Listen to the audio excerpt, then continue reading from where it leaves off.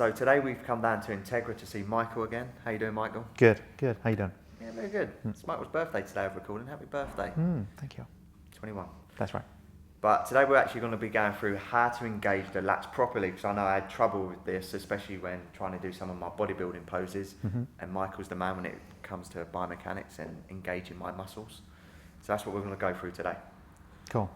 So if we're going to talk about the lats, what we need to know is where they attach. So we're going to use a rope. This is a muscle today. And what we need to do, if you come and step forward and let's make sure we can get that on camera, and actually turn around and face the camera for us. Because the thing is, we always think that the lats are on the back of the body, and while that's true, we need to figure out where they actually come from. So if you come up and let's attach this onto the front of this humerus. And what we can do is we can actually figure out, if we want to get technical, this pec comes over and attaches onto this lateral aspect. We've got this bicep that runs up the medial aspect. And then even more medial to that is your lat attachment. So already, if we're not looking at anything else, and if we're thinking, if I pull on this rope, what's going to happen to this arm? That's going to go into internal rotation. So that's going to be relevant when we look at the types of movements that are available here. So if you turn around and go to the twist to your left for me, and just lock this thing down. And then what we can see with this rope, and with these fibers, we start to see that this muscle starts to fan out. And we've got these different attachment sites that start all the way up here in the thoracic spine and come all the way down to the lumbar spine and then across the ilium. And the fibers actually attach into this thoracolumbar fascia, which is kind of like a big lat tendon. So let me take this out and let me just switch over with my fancy balloon. So if you hold that up there, lock that down. And let's see if you twist a little bit more for us and then bring this foot forward. That's it. And so for everyone at home, we can see, you see how we've got this direction of fibers here. So if we're going to stimulate this muscle or these series of fibers, then already what I want you to be thinking about is that this direction is completely different to this direction. So for us to stimulate this and this in the same exercise is going to prove difficult. It's not impossible, but we might want to think about how can we do that. So there are a couple of variables, there are a couple of things that we need to know. Number one, remember, where's that fully shortened position is there. Where's that fully lengthened position? It's all the way up here. And if we do some elevation of that scapula, we're getting to that fully lengthened position. Now, the thing that we know when we look at muscle physiology or the biomechanics of that muscle is that when you get to that fully lengthened, fully shortened position, it's really tough to engage because you've got to the weakest point. So at this point, as I'm pulling up, if you try to pull this down, that's going to be really tough. So if you guys are working with your clients, if you're a trainer, there are a couple of things we need to figure out first. Where's the strongest position? We already know it's somewhere around there. So you can either keep the arm straight or bend the elbow to 90 degrees for me. And the thing that I want to do with Luke is teach him how to contract his own lats. I'm going to come into the position where he's going to be able to do that the easiest. And that's going to be here. Number two, what does the lat want to do to the arm? It wants to pull down. So your force has got to be pulling up. If you're pushing down, it's now no longer going to be a lat exercise, it's going to be an anterior delt or something else. So you need to make sure we're doing this in the right direction. Now, how much do you pull up with? Start with the smallest amount. The other thing that we can be doing is actually coming around, and this is where knowing your anatomy really stands out. Use your fingers. So wherever you're touching on someone, their attention is going to be going. So if you come around and you actually bring your fingers into the lat or the muscle that you want to target, create a little bit of resistance and ask him to resist against your force. And we're starting to develop that skill of feeling the contraction. So this is not getting into that fully lengthened position. This is about 45 degrees away from that fully lengthened position. Does that mean, because we've progressed from here, does that mean that he's going to be able to contract really easily? Well, that way it's pretty easy for him, but I don't know. I'm still going to come around with the fingers on both sides, and this is where I want him to be focusing. And we've already gone through this exercise, so I just want you to bring your arms down. And then slowly back up. So at all points, what am I assessing? I'm assessing, can he create tension in this muscle and can he maintain it?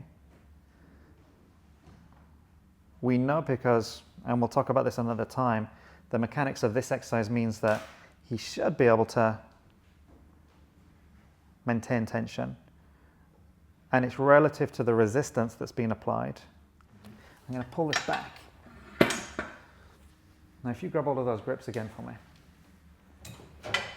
Okay, lean all the way back and you can actually put your feet up there for me.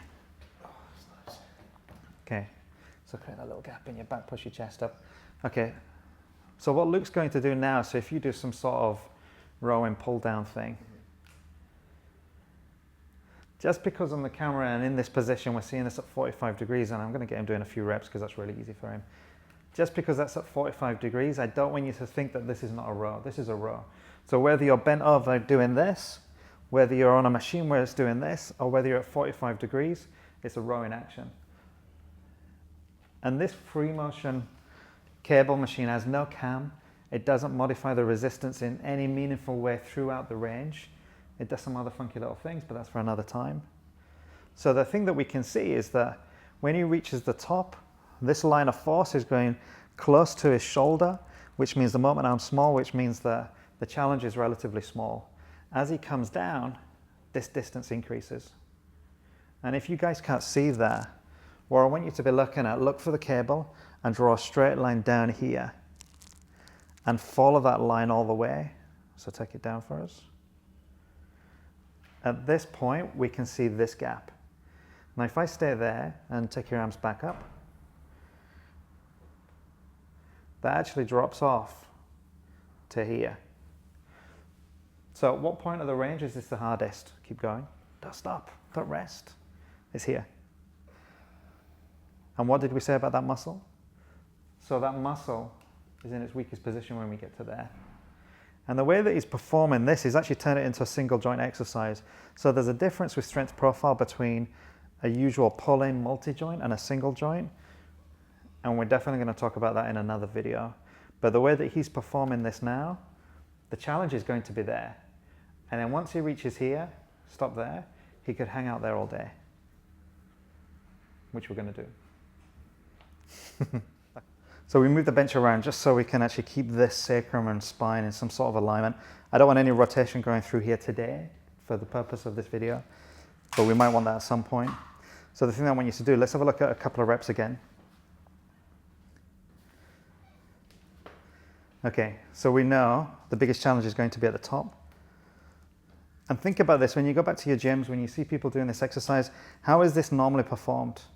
So once he fatigues, where are you going to fatigue? You tend to fatigue when the muscle gets into the shortest range, which is here, where it's also the hardest. So where he's the weakest, this is the hardest. So show us what people normally do. So they start to compensate through these exercises and start swinging that and using inertia. So we looked at this lat, we've seen these attachments, we've seen what's the fully length and what's the fully shortened position. We know from this muscle's awesome, and this muscle has this potential all the way up here, and it comes all the way down here and all the way there. So there's no one true exercise that's ever going to do it, and we can kind of get there with that pullover machine if we could just make it work for everybody. So this gives us a reason for using multiple exercises, whether it's a seated row, whether it's a cable row, whether it's some sort of pull down or a dumbbell row. If you've only got one tool, then you need to use your hands in terms of manual resistance to adjust all these exercises. But remember, just we're trying to develop this inside view. So seeing this muscle that comes down like this, and we might be looking at how can we challenge these, how can we challenge these, and how can we challenge these. But the biggest thing today might be to go, how do we group exercises together so that the biggest moment arm is there? So that might be that pull down. How do we do it so the biggest moment arm is there?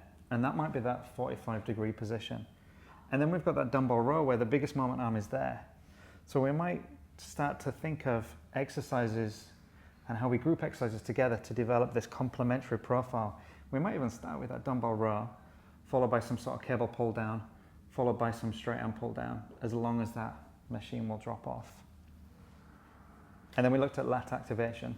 So what do we need? We need attention, we need focus, we need a quiet environment, or we need an ability to really step into our client's mind in terms of internal dialogue. And your manual touch will help with your client. Perfect. Thank you, Michael. Pleasure. Guys, if you like the video, hit like. If you haven't subscribed, hit subscribe. And I'm going to put the links below to Michael, Facebook, what else? I don't know, Instagram, website, things. Everywhere. So go and give Everywhere. Integra a good follow. Thank you.